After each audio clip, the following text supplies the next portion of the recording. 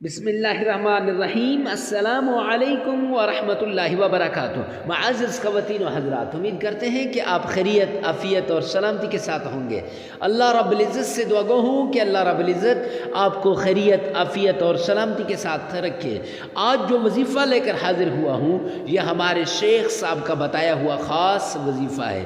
وہ بتاتے ہیں کہ میں نے عصر کے بعد یہ وظیفہ کیا۔ ایک مرید صاحب کو انہوں نے بتایا تو ان کے مرید کی زبانی کہ میں نے عصر کے بعد یہ وظیفہ کیا تو ایک صاحب میرے پاس 55 لاکھ روپیہ لے کر حاضر ہوئے کہ یہ وصول کر لو۔ معزز سامعین کرام، اگر آپ بھی دولت کی وجہ سے پریشان ہیں، آپ کو بھی مالی تنگی آ گئی ہے، آپ پر بھی مصیبت آ گئی ہے اور اس مصیبت کی وجہ سے آپ پریشان ہیں، اس مالی تنگی کی وجہ سے آپ پریشان ہیں، آپ کی زندگی اجیرن بن چکی ہے، آپ کے گھر بار، رشتہ دار سب آپ سے ناراض ہو چکے ہیں صرف دولت کی وجہ سے۔ ہاں، اگر دولت پاس نہ ہو تو وہ رشتے جو خونی ہوتے ہیں وہ بھی بھلا دیتے ہیں، وہ رشتے جو بڑے پیارے ہوتے ہیں وہ بھی انسان کا ساتھ چھوڑ دیتے ہیں، وہ رشتے جو کبھی نہ ٹوٹنے والے رشتے ہوتے ہیں ان کے درمیان بھی دراڑیں آ جاتی ہیں۔ معزز سامعین کرام، تو آج جو وظیفہ لے کر حاضر ہوا ہوں یہ مال و دولت کا نایاب وظیفہ ہے۔ اگر جھوٹ لگتا ہے تو ایک بار آزما کر تو دیکھو، یقین کامل رکھو، عقیدہ پختہ رکھو، اللہ پہ بھروسہ رکھو اور قرآن پاک کا یہ وظیفہ ایک مرتبہ کر کے تو دیکھو۔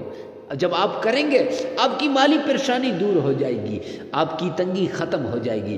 وہ رشتہ دار جو کل تک آپ سے دور بھاگا کرتے تھے، وہ رشتہ دار جو کل تک آپ سے ناراض تھے اور آپ سے تنگ تھے، آج وہ رشتہ دار آپ کے پاؤں میں آ جائیں گے، آپ کے پیچھے ہی پڑ جائیں گے۔ کتنی دولت، اتنا مال، اتنی یہ سب کچھ کہاں سے لایا ہے؟ تو معزز سامعین کرام، آپ سے ریکویسٹ کرتا ہوں آپ انہیں بھی یہ وظیفہ بتا دیجئے گا۔ چلتے ہیں وظیفے کی طرف۔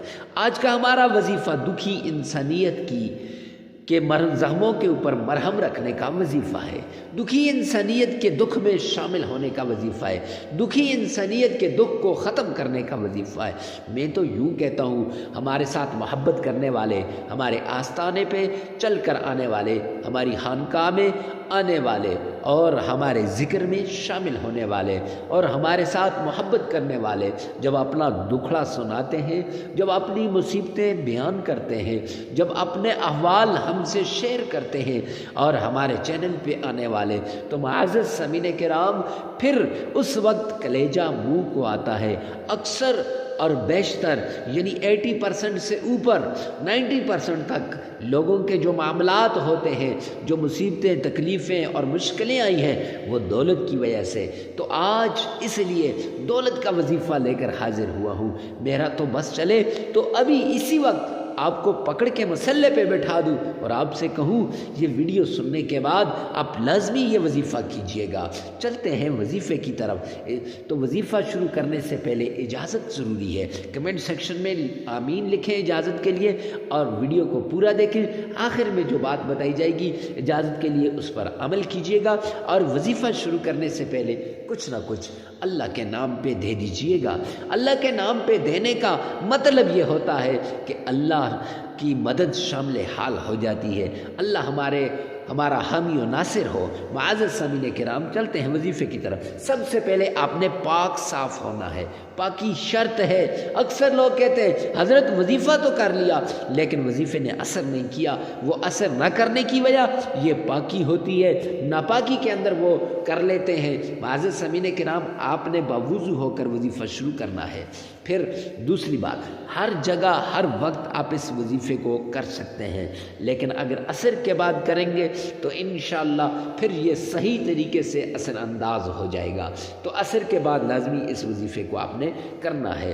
دوسرا، مرد اور عورت سب کر سکتے ہیں، مرد عورت کے لیے، عورت مرد کے لیے، یعنی ساس، بہو، بہن، بیٹی سب اپنے بھائی، شوہر، خاوند، سسر کے لیے کر سکتی ہے اور ماں اپنے بیٹے کے لیے اس وظیفے کو کر سکتے ہیں۔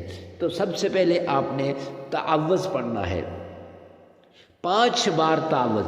اعوذ باللہ من الشیطان الرجیم، 5 بار تعوذ پڑھنا ہے، پھر 7 بار آپ نے درود پاک پڑھنا ہے۔ درود پاک وہ جس میں آپ کا تلفظ صحیح ہو، درود پاک وہ جو آپ کو آسانی کے ساتھ آتا ہو، جو صحیح طریقے سے آتا ہو۔ اگر اور نہیں تو درود ابراہیمی سب سے افضل ہے، جو ہم نماز کے اندر پڑھتے ہیں۔ یہ درود پاک لازمی پڑھیے گا 7 بار۔ پھر معزز سامعین کرام، آپ نے نیت کر لینی ہے۔ نیت شرط ہے۔